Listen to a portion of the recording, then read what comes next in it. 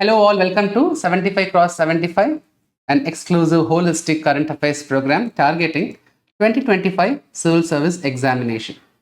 So in this program, as you know, I will be covering current affairs starting from May 2024, and this program will be comprehensively covering all the important current affairs topics for our exam.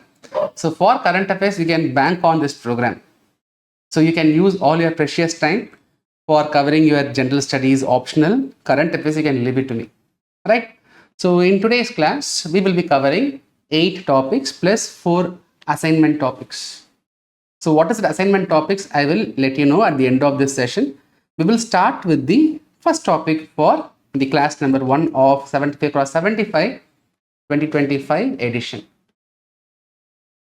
The first topic is Sansad Adarsh Gram Yojana. Sansad Adarsh Gram Yojana. So this scheme was launched in the year 2014 by Ministry of Rural Development.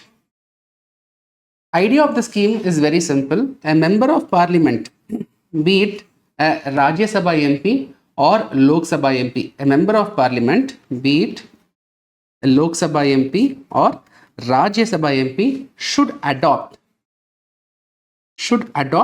a Gram Panchayat. Should adopt a Gram Panchayat, and the MP should come with the village development plan.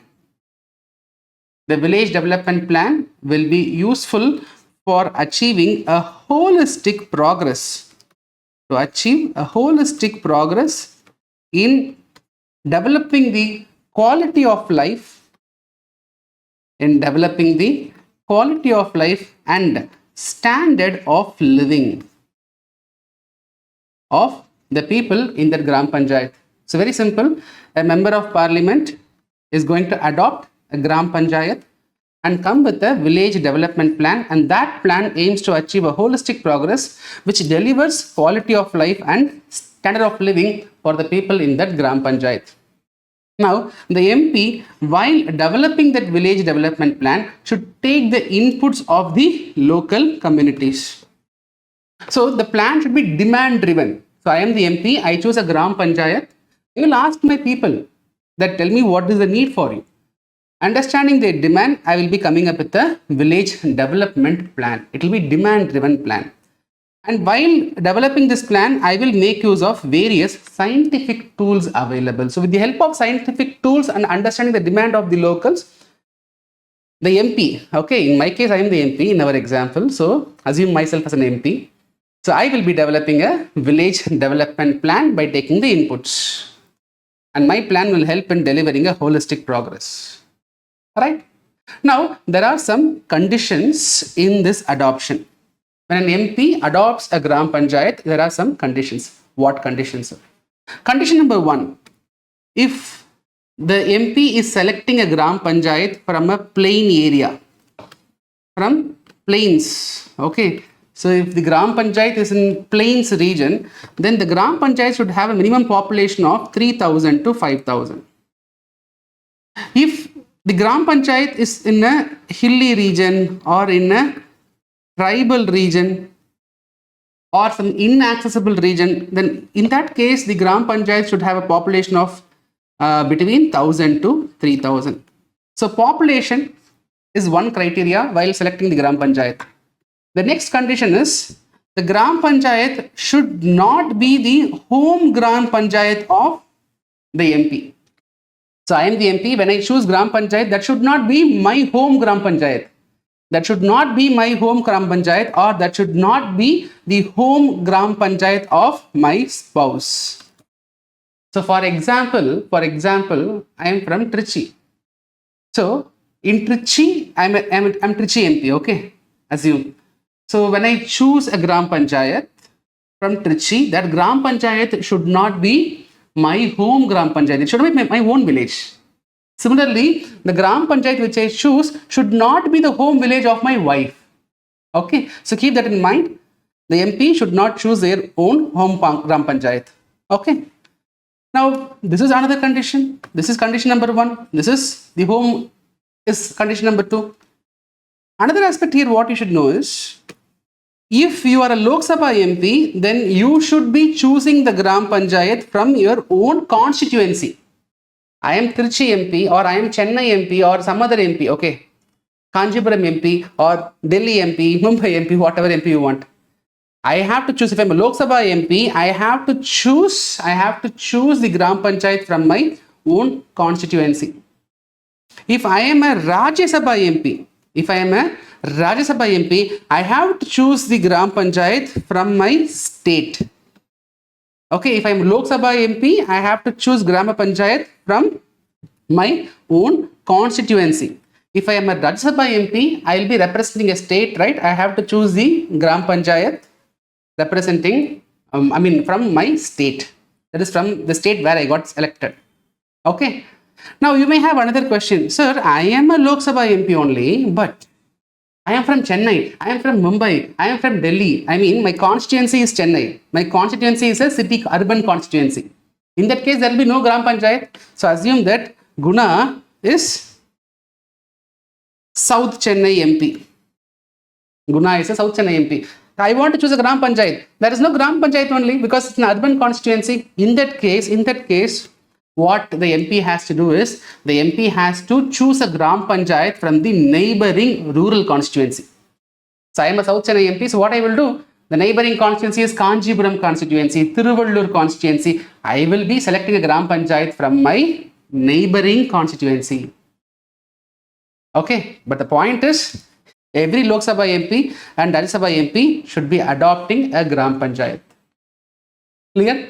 So the task is, initially the MP will be asked to select one Gram Panchayat, but going forward the MP has to choose 2 more Gram Panchayat and come up with this village development plan. And this plan should act like a model plan. And this plan should inspire the neighboring Gram Panchayat to adopt this plan and to achieve a holistic progress. Right? This is about Sansad Adarsh Gram Yojana. The scheme was not in news for a specific reason, rather, it was in discussion, like in editorials and other articles.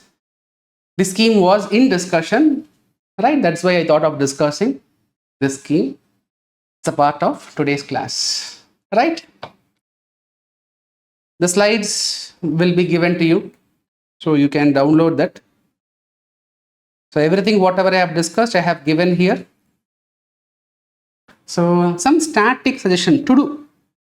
Wherever possible, I will give you a static relation. So in this topic, to have a static connection, you should have an idea about the 73rd, 74th Amendment. Right? And also, since we touched about MPs, just know about the qualification, disqualification of Lok Sabha, Rajya Sabha MP, know their election procedure, their tenure, functions of MP. Try to finish this today itself, right? So most of you are watching the video, you will be having good amount of exposure to the polity. So while doing every current affairs topic, I will try to give, wherever possible, I will try to give a static relation. The static is something to do, which you have to do.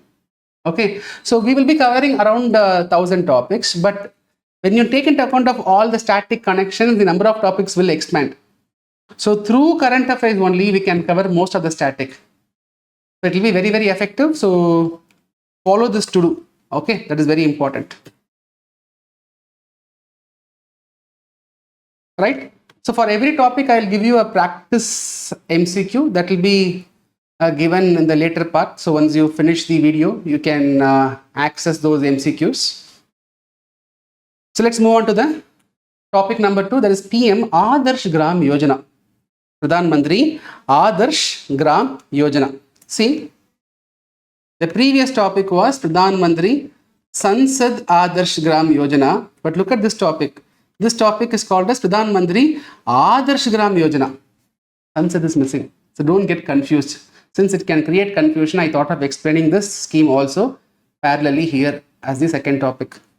Adarsh Gram Yojana, okay, was launched in the year 2009 by Ministry of Social Justice and Empowerment.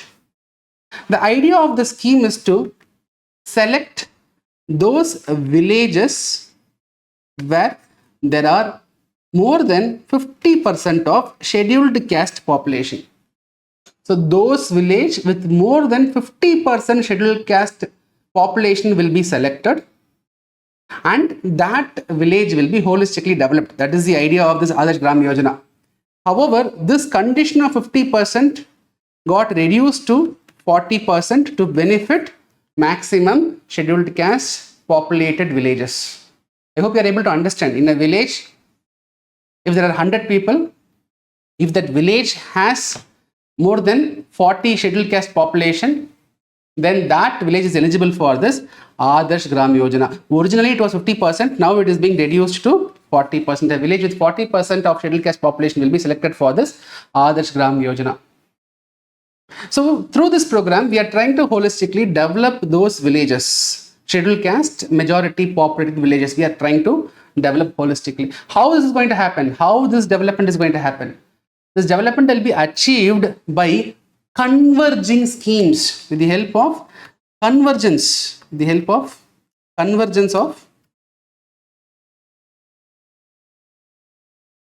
convergence of state level as well as central level schemes. Convergence of state level and central level schemes. Central government, they come up with central sector schemes. State government also come up with their own schemes. Now all the schemes will be converged and it will be implemented to achieve that holistic progress. Sir, holistic progress means what they will be focusing on, sir? The focus will be on ensuring physical infrastructure, social infrastructure, sanitation, improving the environmental conditions, improving the physical infrastructure, improving the social infrastructure, improving the sanitation facilities, improving the environmental conditions. These are the main objectives of Adarsh Gram Yojana. So how to achieve this? Achievement will happen by converging state level and central level schemes. Now, both the state level officials, central level officials, they will come together, collectively they will be implementing the programs. There will be some gaps also. Not all the programs, not all the current programs can deliver this. There will be some new programs will be required. Some new programs will be required to achieve this, right? So for that new program, the funding will be coming from central government. For one village, up to 20 lakh rupees will be given. Central government will give up 20 lakh rupees per village for filling the gaps, okay, to achieve this progress. Right? So apart from that, under a broader 10 parameters, I will show the parameters like drinking water, sanitation, education, health and nutrition, social security, rural roads and housing, electricity, agricultural practices, financial inclusion, digitization, livelihood and skill development. So based on these 10 socioeconomic indicators, the performance of those villages will also be evaluated. All right. So I hope you got understanding of both the Pradhan Mantri Adarsh Gram Yojana and Pradhan Mantri Sansad Adarsh Gram Yojana. So now let's move on to the next interesting topic, that is baobab trees. Baobab trees. See, look at the beauty of nature. Just observe this tree. This tree, it looks like an upside down tree, right? It appears as if the roots are on the top. The roots are on the top. That is why these trees, these baobab trees, are called as upside down trees. These trees, do you know? These trees can live up to 2000 years. It can live up to 2000 years. These trees are called as mother of the forest. It is called as the mother of the forest. It can live up to 2000 years. Do you know? It can grow up to 50 meters. Easily it will be growing around 50 meters. Imagine, it will look like a high-rise apartment. Right? And if you see the circumference of the tree, that will be around 10 meters, friends. It will be around 10 meters. Imagine 10 meter circumference. How the tree will look like. How gigantic the tree will look like. Right?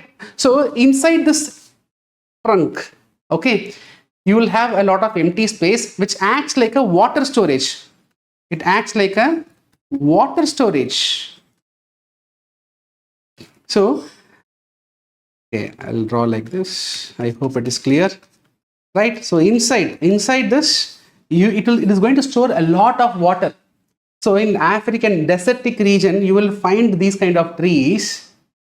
Okay, so people, what they do during rainy season, the trees will store a lot of water. So in the summer seasons, they will be inserting a tap and they will be collecting the water. One tree can supply 1 month water for one family. One tree can store 1 month requirement of water for one family. Right? Not just that, the leaves are edible. The leaves are edible. It has calcium more than that of spinach. The fruits are edible. The fruits has nutritional values with vitamins more than what an orange has. The fruits, it will taste like a normal bread. Okay, but however, it is highly nutritious. So every part is highly edible. In some cases, the trees are modified into houses. The trees are modified into houses. Okay, so for more visualization, you can try baobab trees videos in YouTube. Just go type baobab trees. It will be very exciting. Right. Now, why this baobab trees was in this? Before that, there are 8 distinct different species of baobab trees. Now, why it was in news? There was a study which was conducted to know the roots of this baobab trees, when it was formed, where it was formed. The study has revealed that these baobab trees are endemic to Madagascar. Majority of the species are endemic to Madagascar. From Madagascar, the seeds of this baobab trees, it traveled through oceans to different parts of the world. Through oceanic currents, this baobab tree seeds, it went even till Australia on one side. It was also going to various parts of Africa. Okay. In India also we have baobab trees. Do you know? In Madhya Pradesh, we can see baobab trees. In Gujarat, in Maharashtra, in Uttar Pradesh, in some part of Andhra Pradesh also we have this baobab trees. Right. The study was also asking for effort to conserve this baobab trees. We need to conserve this baobab trees. Because of habitat destruction, because of climate change, we are seeing a fall in the number of baobab trees. We have to protect these baobab trees, right? So the study was also asking for a deeper conservation efforts required for conserving the baobab trees. Because of these reasons, this topic was in news. Okay. So whatever I have discussed, I have given here. So you can go through. Now, some static suggestions. Find out what is keystone species. Keystone species is this baobab tree is also a keystone species. These are indicator species. These are very, very important species. Find out what is keystone species, what is indicator species, what is umbrella species. These are static, friends. Environment, basic environment. I cannot teach every static topic in current affairs class. Keep it in mind, okay? But I will give you a linkage. Go and find out. So what is deciduous tree? Because baobab is a deciduous tree, right? So just know about forests in general. So let's move on to next interesting topic, oxytocin. Oxytocin. Oxytocin is a hormone.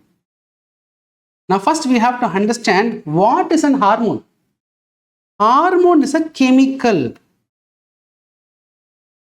This chemical will be released into the bloodstream. It will be released into the bloodstream. From where it will be released? What part of the body produces these chemicals? So we have various glands, endocrine glands, exocrine glands. So these glands in our body that will secrete a chemical which is called as hormones. That chemical will be released into the bloodstream. These chemicals are actually messages.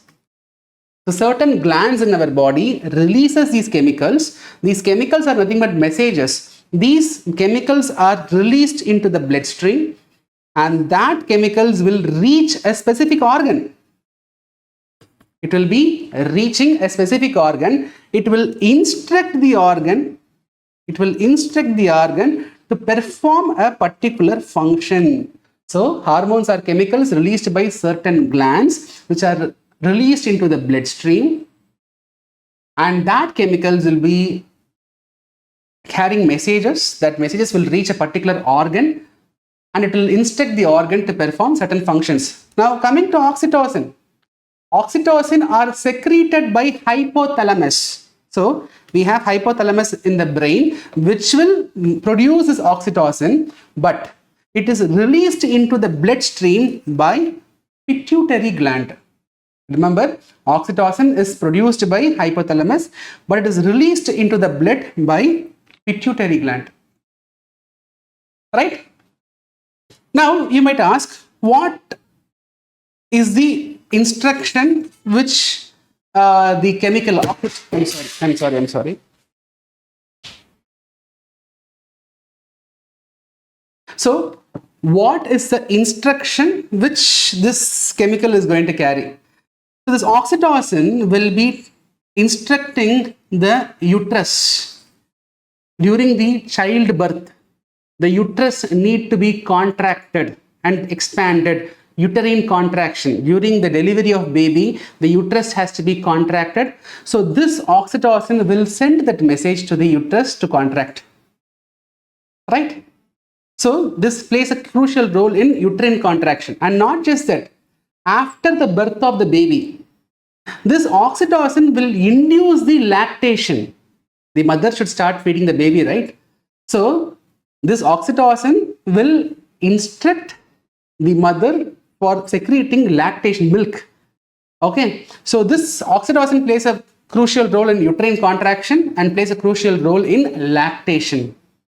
Okay, apart from that, this oxytocin can be produced synthetically also, artificially also. This oxytocin can be produced. This oxytocin acts like a drug. It's a naturally secreting hormone, no doubt, but I am saying that this oxytocin can be artificially produced, synthetically it can be produced. It acts like a drug. So where it helps, where oxytocin helps?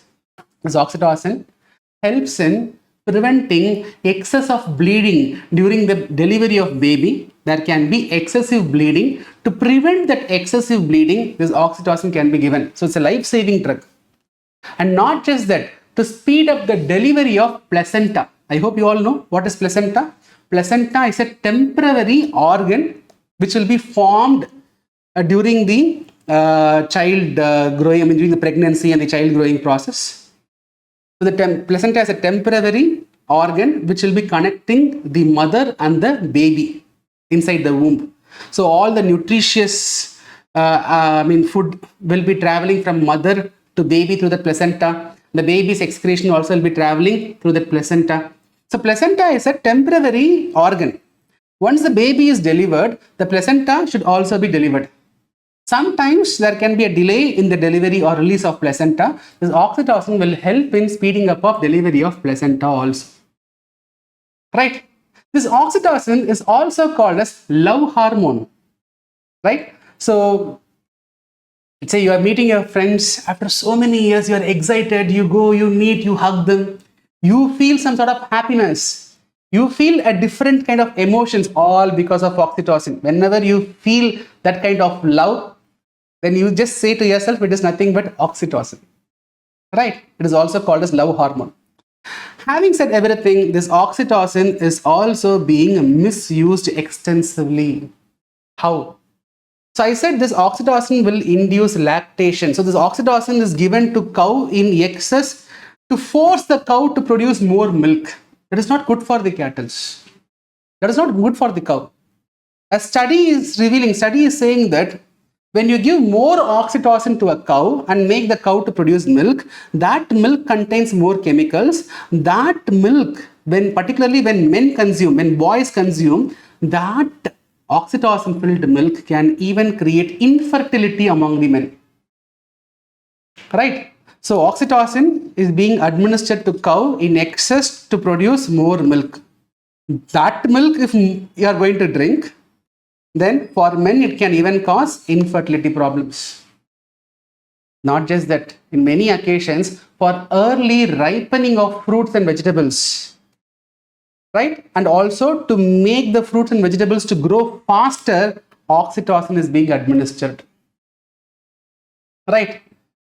So oxytocin, it is being misused. I will also share another information. There are news reports, but there is no scientific evidence for it. But this oxytocin is also being used to achieve early puberty among the girls. But there is no scientific correlation that oxytocin will induce that early puberty, but it is being misused. There are various news reports, you can see it for yourself. Seeing all these things in 2018, Ministry of Health, that is Government of India, Ministry of Health, they regulated the manufacture and sale of oxytocin. As per 2018 guidelines, only public sector companies, only government public sectors can produce this oxytocin. So, as of 2018, only, put it simply, only public sector government can produce or manufacture oxytocin. And this oxytocin which government manufactures, that should not be available at retail stores. In medical shops, it is not available. So, government only can produce oxytocin. That oxytocin can be available at hospitals, not in retail market. Private can produce, can manufacture oxytocin, no problem, but that should be allowed only for exports. So private can manufacture oxytocin, but they can only export. Domestic sale is not allowed. Government, public sector can manufacture oxytocin. Domestic sale is fine, but it should not be available at retail level. So at hospital levels, it can be made available. But however, even today, oxytocin is being extensively made available in the country. That is why Delhi High Court was expressing its disappointment that oxytocin is being largely misused. So because of this, the topic was in news, right?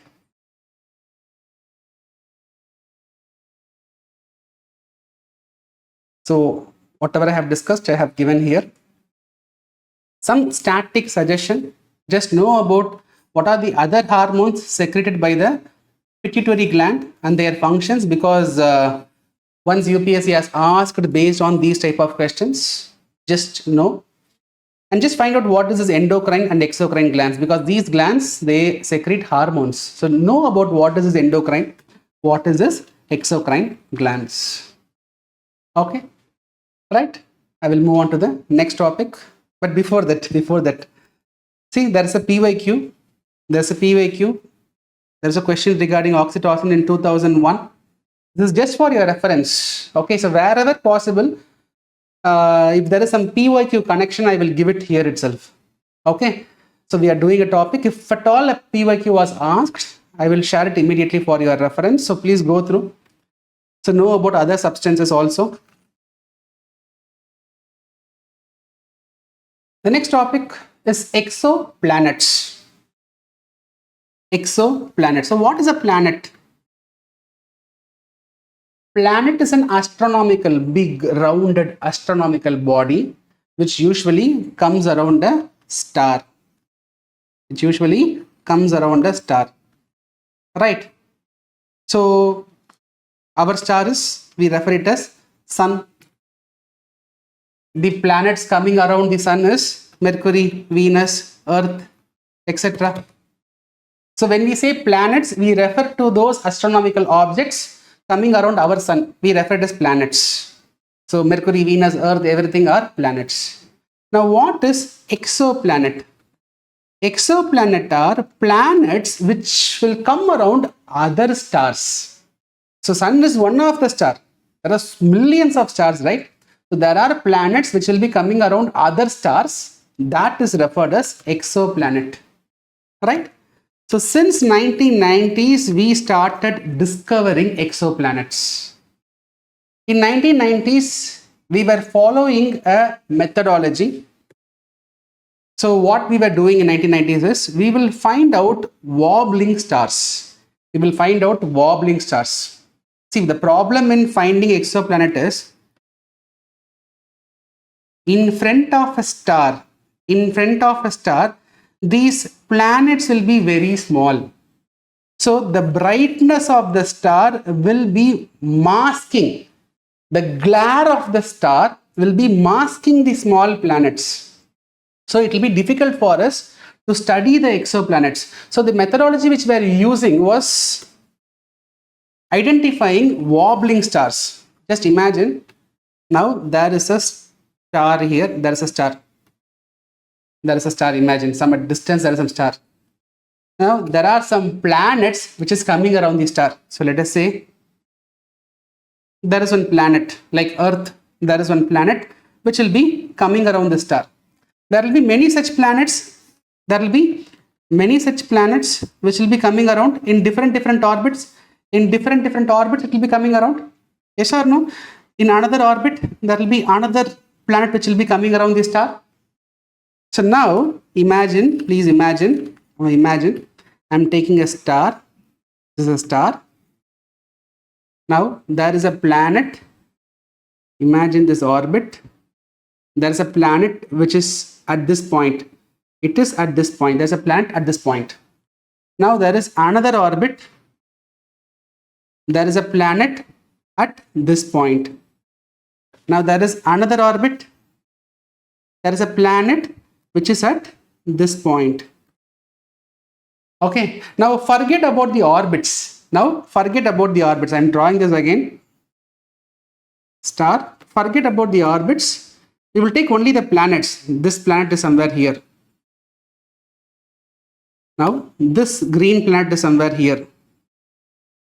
It is constantly orbiting. I'm taking one particular point. It is somewhere here. The red planet is somewhere here. Okay, remember it is orbiting. Remember it is orbiting only. I am taking one particular point. Okay, keep that in mind. Now, when you look at from a distance, you cannot see this red, orange, green and all. When you look at from the distance, because the star will be so, it will have a complete brightness. A glare will be very high. If you want, I will use red color. Okay, the glare will be very, very high. So you cannot practically distinctively see the planets, but what you can see is some extension. You can see some extension because these are nothing but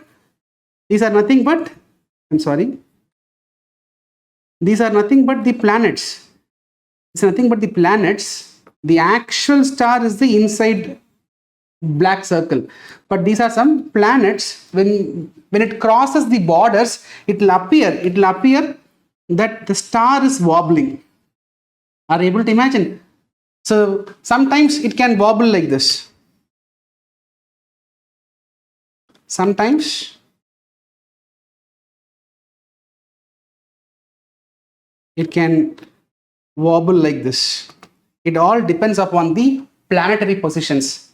Now, based on this wobblingness, how wobbled it is, based on that wobblingness, we can study the size of the planets coming around that around that external star.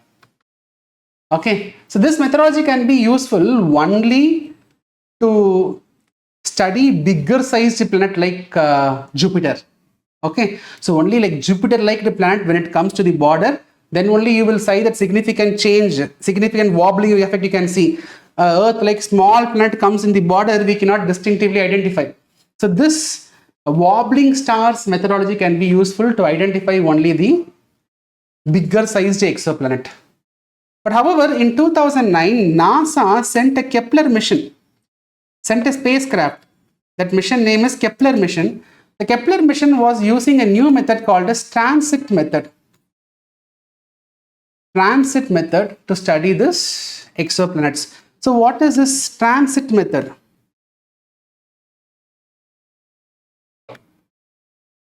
Very simple yet effective method. Let's take a star.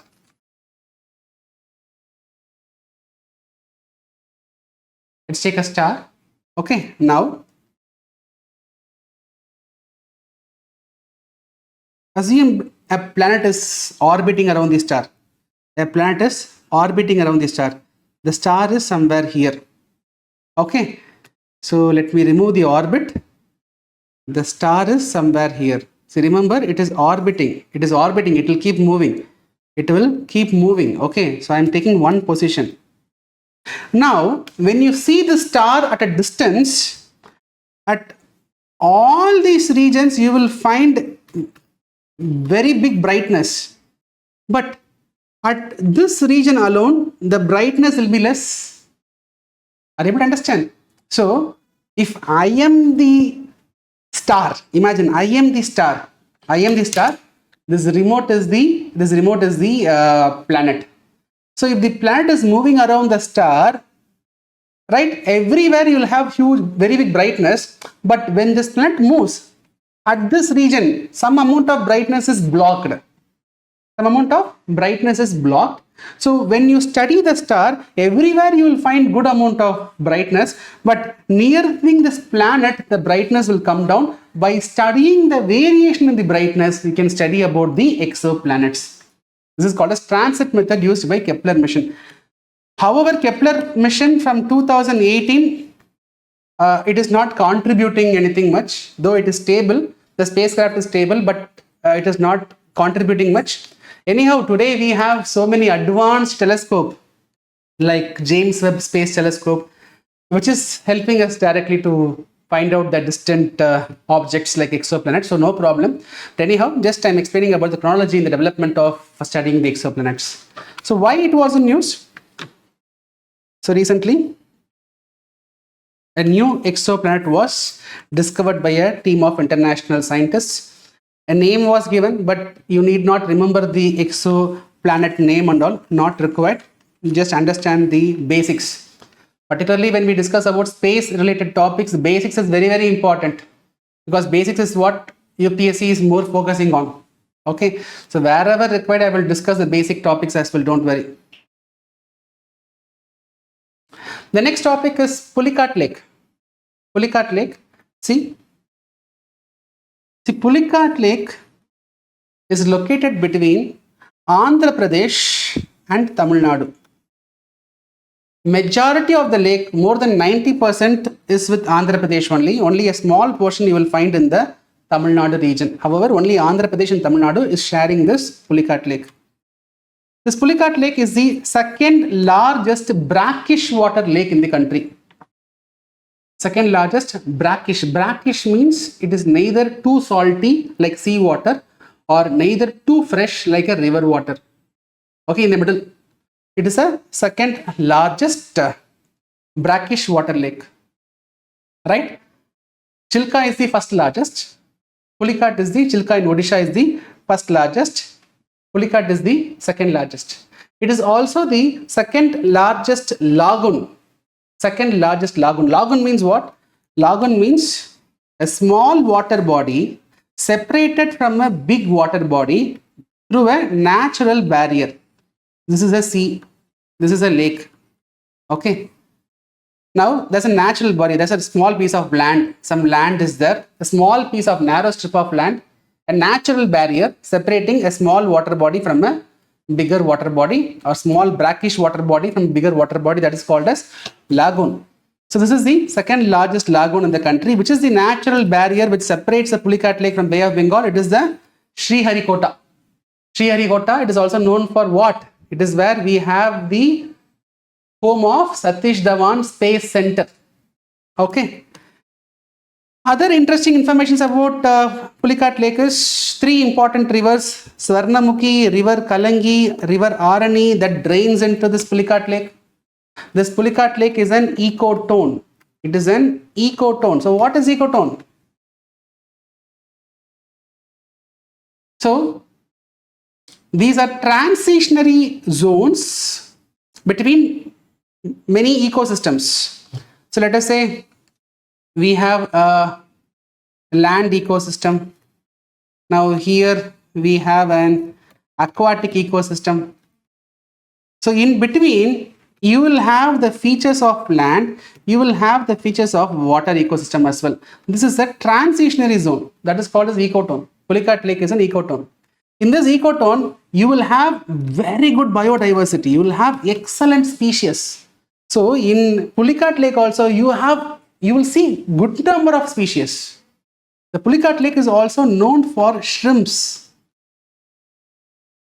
Because of the availability of huge amount of shrimps in the Pulicat Lake, you will see visitors like flamingos, special visitors like flamingos. Various migratory birds will be coming. It will be staying in the Pulicat Lake for some brief period.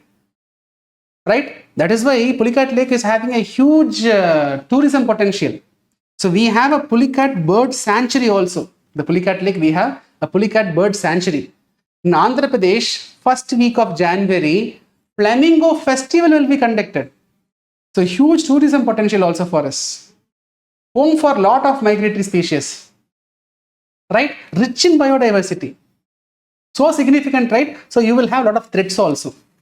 It's so significant, so you will have automatically more threats. So over exploitation of shrimps, over exploitation of fishes. So food items will be very less. The migratory birds visiting the Pulicat Lake also will be reduced. Right? And also this industrialization, pollution, climate change, everything is also affecting the significance of this Pulicat Lake. These are general threats which can be applied across the various biodiverse regions. Okay, not just specific to Pulicat Lake, which can apply everywhere. Now, why Pulicat Lake was in news? So the news, specific news is not that significant, but connecting that news, I can give you a lot of insights. The Tamil Nadu government recently was denotifying. They were denotifying the boundaries of Pulicat Lake. Pulicat Lake is shared, Pulicat Bird Sanctuary.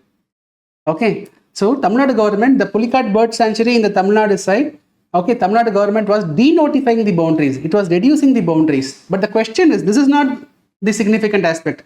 The question is, can a state government denotify, change the boundary of a protected area? That is the question.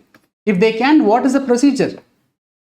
The procedure is we have state level and national level. We have state level and national level boards for wildlife. We have state board for wildlife. We have national board for wildlife. Okay. So the state board for wildlife is headed by Chief Minister. The state board for wildlife will send a recommendation for the denotification. Will be sending the recommendation for the denotification. And that should be concurred by the National Board for Wildlife. State Board for Wildlife will be sending recommendation. National Board for Wildlife should give approval. Once they give approval, the state government can denotify. This is the procedure. Both State Board for Wildlife, National Board for Wildlife was set up under Wildlife Protection Act 1972. Both aims for conservation, protection, promotion of biodiversity. Okay. Now, it is said that because of this action, because of this change in boundaries, because of the change in boundaries of the birdlife sanctuary, the ecological sensitive zone will be affected. Sir, what is this ecological sensitive zone? That I will discuss in the next topic. But before that, one more value addition regarding Pulicat Lake is Ramsar Convention. I mean Ramsar site, Ramsar Convention, Ramsar site. So what is the Ramsar site, sir? So in 1971, UN was having a conference in 1971. Just a minute. Yes. So in 1971, UN was having a conference in a city called as Ramsar. Ramsar is a city in Iran. So in this conference, a treaty was signed that is called as Ramsar Convention. And this convention aims to protect wetlands. What is wetlands? Which we will discuss later in some other topic, but static area you can find out. So it aims to, these are wetlands are nothing but land area which is permanently or temporarily underwater. Okay, these are land areas which are either permanently underwater or temporarily, seasonally underwater. These are wetlands. Okay. Now the Ramsar Convention is aiming to protect the wetlands. As per the Ramsar Convention, the parties, the countries which signed this treaty, they have to declare certain wetland sites in their country as Ramsar sites. So India is a signatory. India has signed this treaty. So India has to notify certain wetlands in India as Ramsar site. Once a country declares that site as a Ramsar site, if India declares Pulicat Lake as a Ramsar site, then this convention has given a list of conditions. This is the manner it has to be protected. And this, once a country declares that that particular site as a Ramsar site, then the country has to follow this Ramsar convention in protecting that site. Okay. So India, as of October 2024, India has declared 85 wetlands as wetlands of international importance or Ramsar sites. Okay. So this is a brief information about Ramsar Convention. Right. All these conventions you would have studied as a part of your static environment. So I explained about all these things. Now let's some static connection. Just know about Ramsar Convention, Ramsar sites. The largest brackish water lagoon, I have said already. It is given the site, the slides also. But find out what is an ecotone. Okay. See, there's a question regarding Pulicat Lake in 2017. Largest freshwater lake? No. Second largest. Spread across Andhra and Karnataka? No. Tamil Nadu. It is a designated Ramsar site. It is an important wetland. That is correct. So 3 is correct. So answer is A. Only one statement is correct. See, very simple. Right. Now we will understand what is this eco-sensitive zone. Next topic, eco-sensitive zone. I mentioned in the previous topic that since the Tamil Nadu government is denotifying the boundaries of the Pulicat bird sanctuary, that is going to affect the ecological sensitive zone I mentioned, right? Let me explain that what is ecological sensitive zone. As per the Environment Protection Act 1984, this act says that 10 kilometers from the boundaries of protected areas like national park and wildlife sanctuaries, 10 kilometers. So we have a national park here. So have a 10 kilometer from the boundary, you create a 10 kilometer circle. Okay. So in this region, this region will be called as ecologically sensitive zone. So from the boundaries of the national park or wildlife or any other protected area, from the boundaries, 10 kilometers from the boundaries should be declared as ESZ. So once you declare that area as ESZ, once you declare that area as an ecological sensitive zone,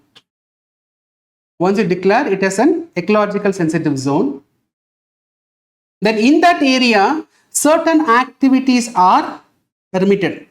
Certain activities are regulated. Certain activities are completely restricted. Right? So, as per the, I'm sorry, it is 1986. Okay, I said 1984. I'm sorry, it is 1986, Environment Protection Act 1986. So, under the EPA 1986, land falling within 10 kilometers from the boundaries of national parks, wildlife sanctuaries will be categorized as ecologically sensitive zones. There are certain activities which are allowed, certain activities are prohibited, certain activities are regulated. So these activities are permitted, dairy farming, aquaculture, fisheries, we can do. These are regulated, like infra augmentation, widening of roads, some non-polluting industries. These are prohibited, mining, hydroelectric project, etc. are completely prohibited, right? So this is about ecological sensitive zone. So know about national parks, wildlife sanctuaries. So what are permitted, regulated, prohibited? I have given the list. Please go through. So in 2014, there was a question regarding the eco-sensitive zones. Find out. It is not coming under Wildlife Protection Act 1972. It is Environment Protection Act 1986. The purpose of declaration is to prohibit all kinds. Do you think everything is prohibited?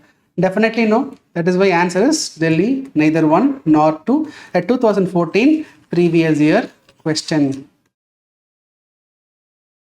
The next topic or the last topic for today's class. Of course, I have 4 assignment topics. I'll explain what is that. We will understand about Western Ghats. Again, why Western Ghats was in news, that is in connection with the Wayanad landslide and the ecological sensitive zone, which we discussed in the last topic. Okay. But however, I will give you some static information about Western Ghats also. Western Ghats are what? You know, it's like a division. Western Ghats are mountain ranges which runs parallel to the west coast of our country. The Western Ghats are spread across 6 states: Gujarat, Maharashtra, Goa, Karnataka, Kerala, Tamil Nadu. It is spread across 6 states.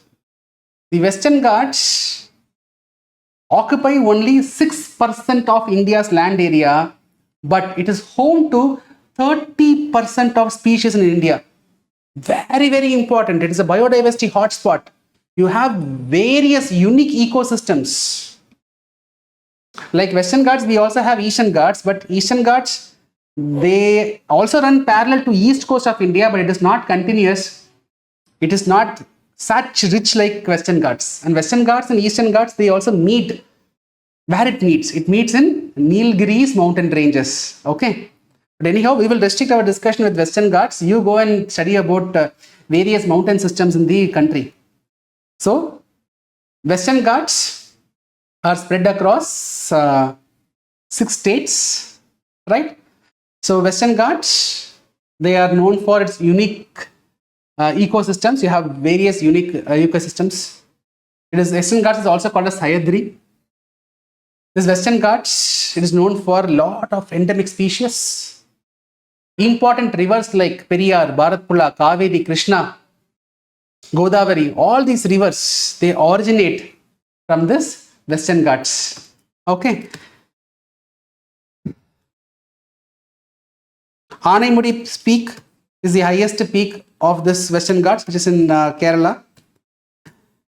What are the threats faced by the Western Ghats? Deforestation, conversion of forest land for infrastructural development, increased intensity of extreme weather conditions, all are the general threats faced by Western Ghats. These are general information, friends.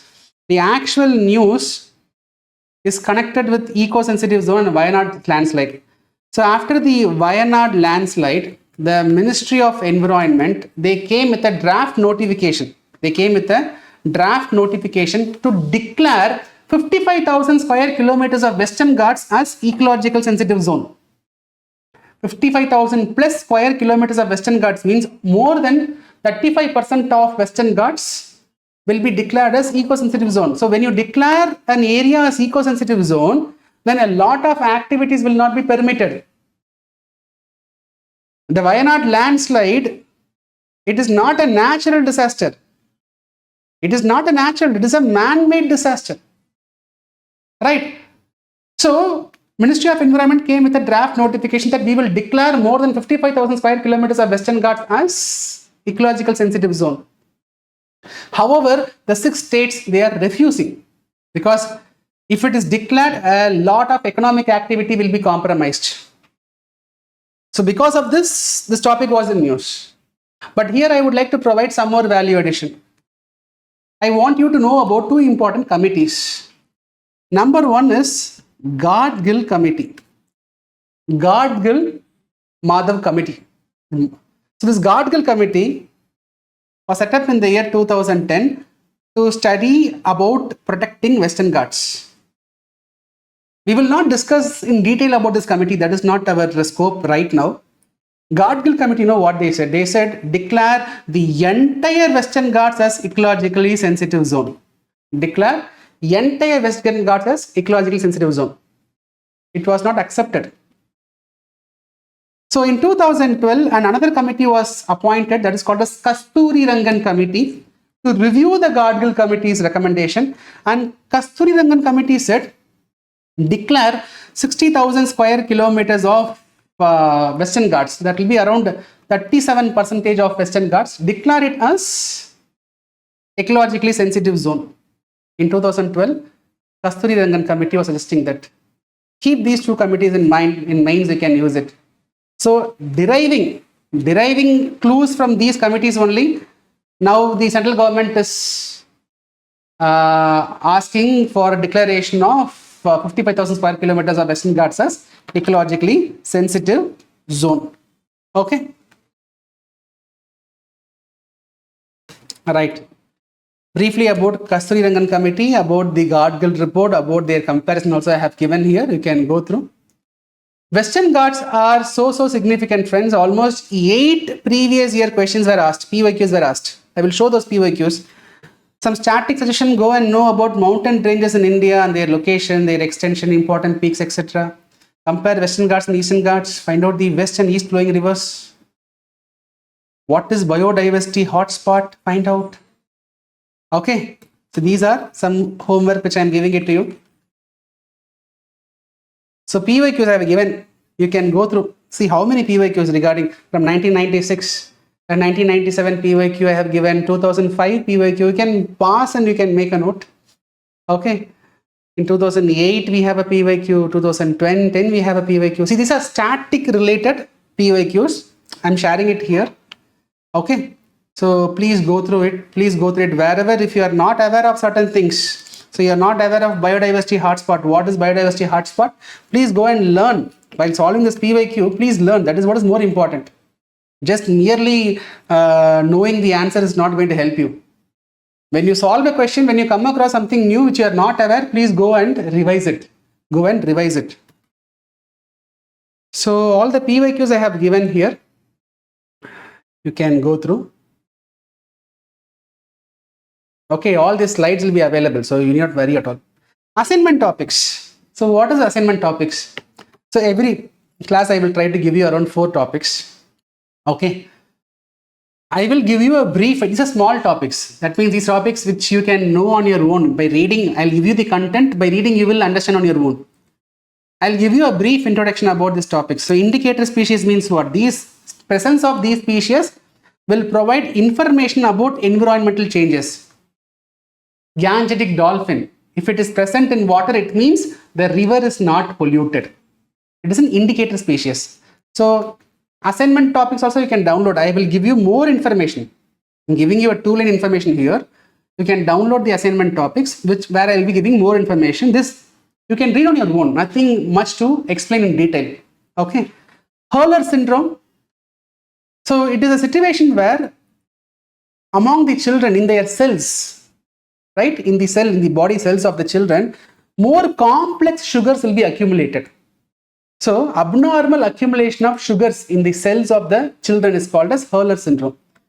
Leprosy is a skin disease. We know it affects the nervous system, which caused by a bacteria called as Mycobacterium leprae. Again, information I have given. Catatumbo lightning. Catatumbo is a place in Venezuela. Okay, there's a river, Catatumbo River in Venezuela, where in 365 days, for 160 days, you will have continuous lightning. For 60 seconds, you will have 28 lightning. In a minute, imagine 28 lightning. For 160 days, if you have lightning, in a minute, if you have 28 lightning, how it will be? It is called as lightning capital of world. Okay, interesting, right? Some more information I have given. Please download it and you read from the assignment topics. So yes, that's all for today. This is how our classes are going to be. Okay, so every class I'll be giving you roughly 8 topics. In every class I will try to cover one map area. Okay, 1 or 2 map areas we will discuss in detail.